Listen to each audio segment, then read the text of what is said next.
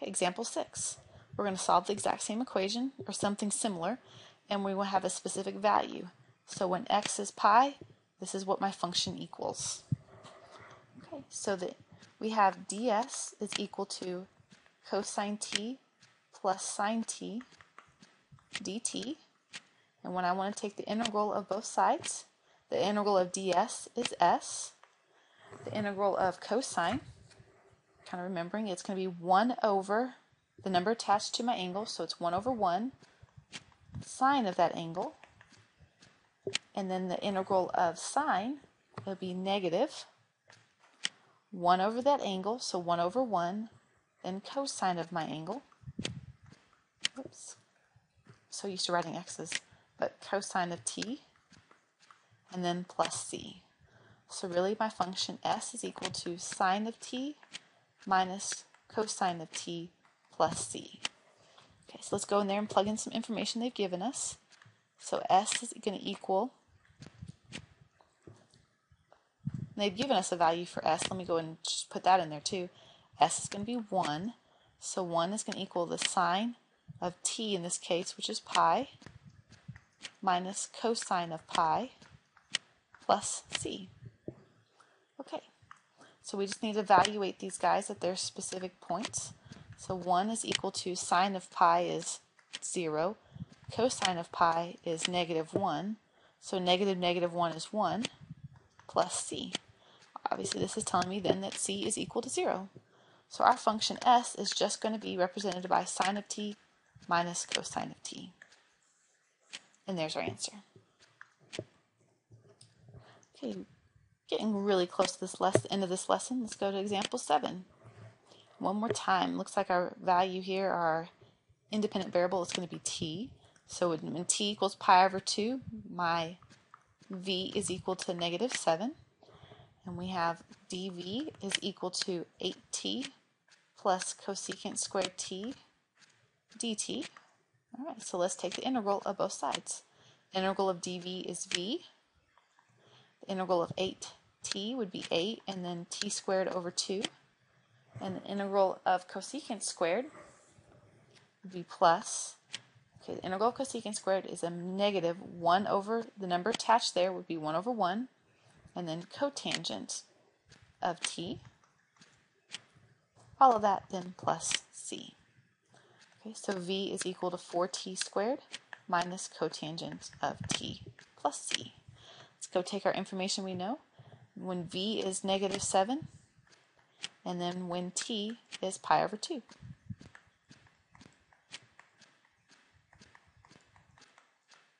And let's solve for c. We'll have negative 7 is equal to, let's see, 4 times pi squared over 4. And then cotangent, our x value at pi over 2 is 0. Our y value at pi over 2 is 1, but 0 over 1 is definitely 0, so that's going to knock that away. And then plus c. Looks like the 4's are going to cancel, so c is going to equal negative 7 minus pi over 2 will be c. Not too fun, but I guess we could get decimal if we really wanted to, but I'll just leave it like this. 4t squared minus cotangent of t minus 7 minus pi squared. And there's our answer. So number 8. Okay, this one we're going to analyze just a little more closely. Because look what they're saying. It's saying our second derivative is equal to this. And they're giving us information for our first derivative and then information for our regular function. So what we're basically going to do, if I'm at a second derivative and I want to get all the way back to my main function, is exactly what you think. You've got to take that antiderivative twice. Okay. So d squared r is going to equal, I'm going to write it as 2t to the negative 3 dt squared. So if I take the integral of each side, then I'm going to get dr is equal to 2, and let's add 1 to that exponent and divide by that new exponent, and then plus c. Okay, and cleaning this up then, the first derivative of r is going to be negative t to the negative 2 plus c. If you want to take 2 seconds, let's take a second and actually go back and check this again. If I asked you to take the derivative, then obviously you'd get the second derivative, d squared r over dt squared. All right, we drop that exponent down front, and we subtract 1 from the exponent. So now it's going to become a positive 2 and t to the negative 3, which is positive 2 over t cubed. Okay, so that checks out. It's always good. I'm always a big fan of checking my work if I can halfway, as y'all notice, because half the time I catch mistakes. I'm like, oops, that would be nice in my notes if I didn't have mistakes. Okay, so let's finish this out then. It's saying that my first derivative is going to equal 1, specifically when t equals 1. Okay, so my first derivative equals 1 when t equals 1. Okay, well, 1 to the negative 2 is going to be 1. So this is 1 is equal to negative 1 plus c, or c is equal to 2. So my first derivative, if I want to write it, I'll write it as dr dt is going to equal to negative t to the negative 2 plus 2. Okay, not that I'm going to box this up, but I'm going to put a nice little highlight on it. That's part of our answer. It's half of our answer. We're almost there.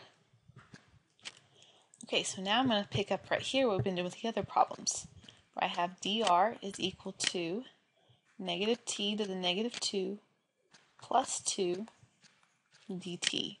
And I'm now going to take the integral of each of these sides. So the integral of dr is r. Okay, negative. Let's add 1 to that exponent, divide by that exponent.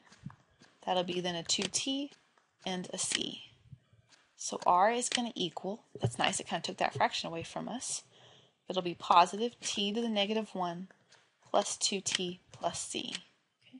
And going in and actually finding out some information, let me get us some space for just a second. What we want to plug in is the informational value there on the right.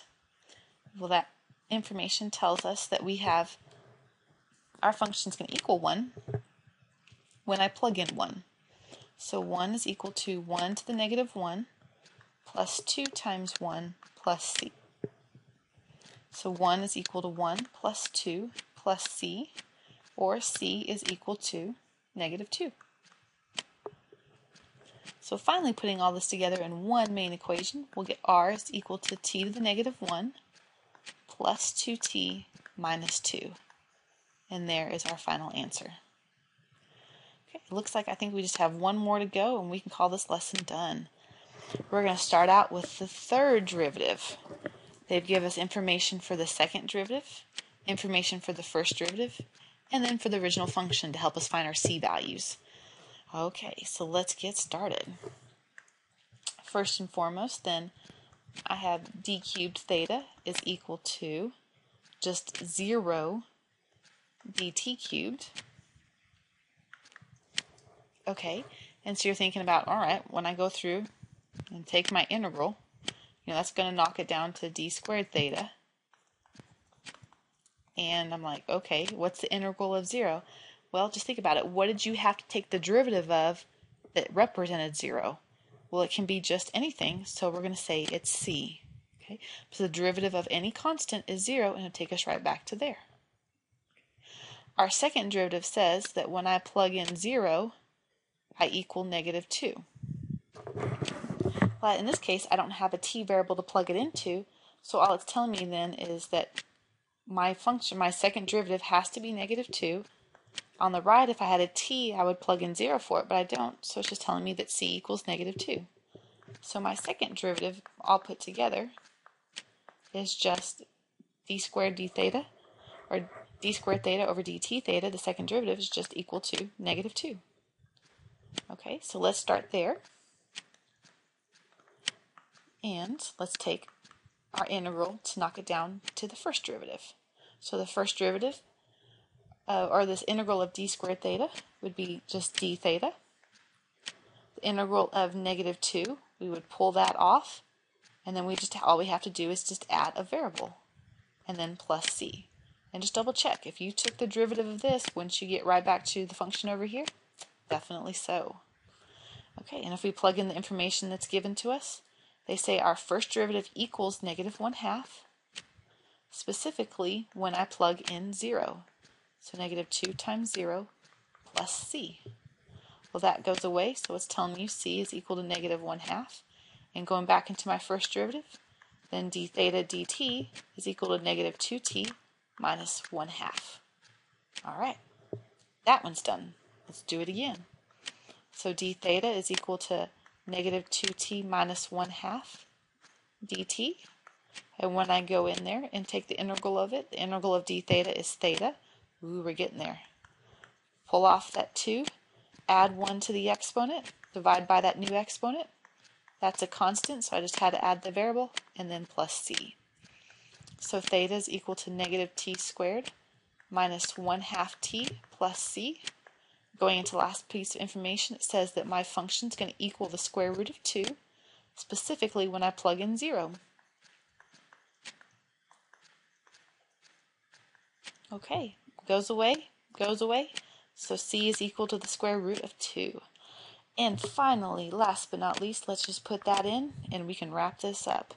So theta is equal to negative t squared minus 1/2 t, and the final c is the square root of 2.